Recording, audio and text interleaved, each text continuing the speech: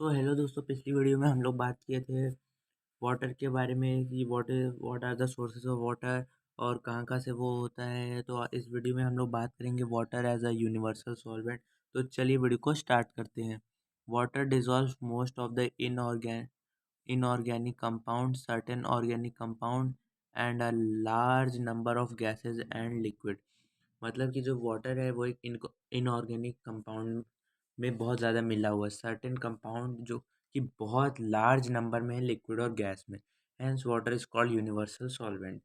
This quality of water is attributed to its polar nature, क्योंकि वो हर चीज़ को जो है स- अपने में मिला लेता है, इसलिए उसको वाटर यूनिवर्सल सॉल्वेंट कहते हैं। Some common terms used in the formation of solution. When sugar is added to salt, it dissolves in water to form a homogeneous mixture. We say that sugar is a soluble in water। जब sugar जो है water में add होता है तो उसमें जो dissolve होता है उससे क्या बनता है, होमोजीनियस मिक्सचर। होमोजीनियस मिक्सचर उसको कहते हैं जब सॉल्यूट और उससे मिल जाता है, मतलब कि दोनों एकदम घुल जाते हैं, उसको होमोजीनियस मिक्सचर कहते हैं। Solute. What is a solute? A substance which dissolve in a liquid is called solute. For example, sugar is the solute in the above example। जब कोई चीज़ उससे मिलती है तो जो उसका जो सब्सटेंस जो उससे मिलता है, मतलब कि इस एक चीनी और पानी के एग्जाम्पल में चीनी सल्यूट है, ठीक। और फिर बात करें सॉल्वेंट की, a liquid which dissolve other substance in it is called solvent. For example water is the solvent in above example. अब जो चीनी और पानी जो मिला उसमें जो सॉल्वेंट क्या हो गया, वाटर हो गया। क्यों? क्योंकि वो उसको मिलाया है। और फिर solution, a homogeneous mixture form by the dissolution of solute in a solvent is called homogeneous mixture।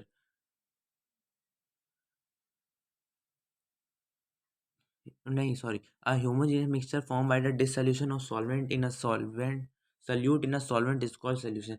जब वो दोनों सल्यूट और सॉल्वेंट एक दूसरे से अच्छे से घुल जाते हैं तो उसी को हम होमोजीनियस मिक्सचर या सल्यूशन कहते हैं। For example, the homogeneous mixture form when sugar dissolve in water is called solution. A substance which dissolves in solvent is called a soluble substance, while a substance which does not dissolve in it is called insoluble substance। जो substance जो भी उसमें मिल जाता है उसको soluble substance कहते हैं, और जो सब्सटेंस जो है नहीं मिलता, जैसे रेत हो गया, बालू हो गया, वो सब हो गया इनसॉल्युबल सब्सटेंस। फिर बात करते हैं सॉल्युबिलिटी की। The maximum amount of what solute that dissolves in a given quantity of a solvent at a given temperature is called solubility of solute at that temperature। मतलब कि जो मैक्सिमम अमाउंट होता है सल्यूट का, जो कि एक क्वांटिटी से सॉल्वेंट में जो डिसॉल्व हो जाते हैं एक फिक्स टेम्परेचर में, उसी को हम कहते हैं solubility of solute at temperature. मतलब कि जिस टेम्परेचर में पानी चीनी दोनों को मिलाया उसी को जो हम कहते हैं solubility. The solubility of substance generally increase with increase in temperature। Solubility of gases, however, decrease with increase in temperature and increase with increase in applied force। जो solubility होती है सॉल्यू सल्यू सल्यू सॉलिड की, वो जो हमेशा increase होती है temperature के साथ। जैसे ही आप उसका जो है टेम्परेचर बढ़ाएंगे वो और ज़्यादा सल्यूट को जो है अपने में मिक्स करना चालू कर देगा। लेकिन गैस में इसका उल्टा होता है, जितना आप गर्म करेंगे तो उतना ही जो पार्टिकल्स हैं वो और फैलते जाएंगे। और जब हम और उसी में जो है with the increase in temperature increase with increase in apply force. और जो अब हम इसको इंक्रीज करते हैं अप्लाइड प्रेशर के साथ, तब वो जो है उसका जो सॉल्युबिलिटी है वो उसका इंक्रीज होता है।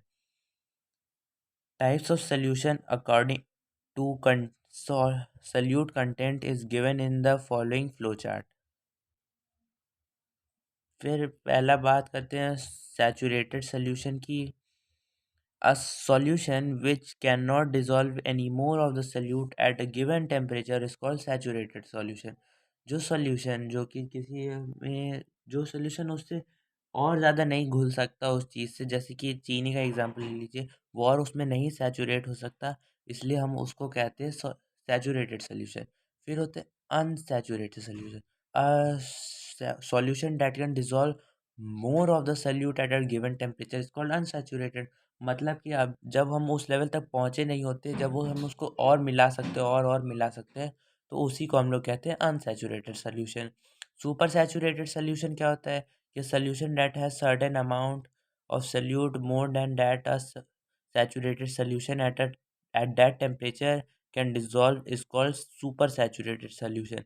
A supersaturated solution may be formed by heating the solution with excess solute and cooling it very carefully. The saturated solution thus formed is metastable.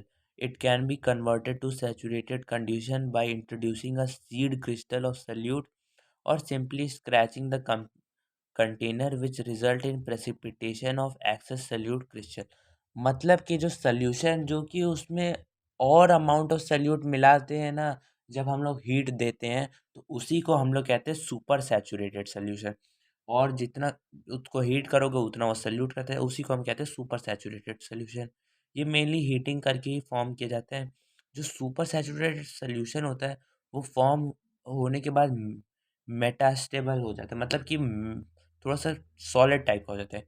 ये जो है कन्वर्ट हो जाता है सैचुरेटेड कंडीशन पे कब?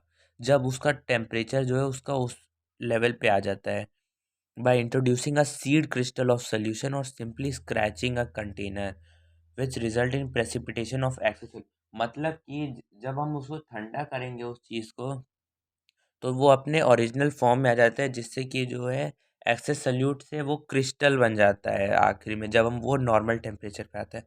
तो इन तीनों का बेसिक डिफरेंस क्या होता है अनसैचुरेटेड, सैचुरेटेड और सुपर सैचुरेटेड का? अनसैचुरेटेड में जो है उसमें हम और डालते रहेंगे जब तक कि वो मिक्स नहीं होता, मतलब कि वो आधा ही मिक्स हुआ रहता है, हम उसको और आधा मिक्स कर सकते हैं।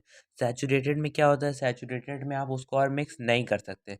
सुपर सैचुरेटेड में क्या होता है? आप उसको एक हीट दोगे तो फिर वो अपने आप बढ़ता रहेगा और फिर जब हम उसको नॉर्मल में करेंगे तो वो एकदम सॉलिड में क्रिस्टल फॉर्म में हो जाएगा बस। फिर हम लोग बात करेंगे condition that affect the formation of a solution. मतलब कि क्या क्या कंडीशन होते हैं जो कि अफेक्ट करता है फॉर्मेशन ऑफ सोल्यूशन के लिए।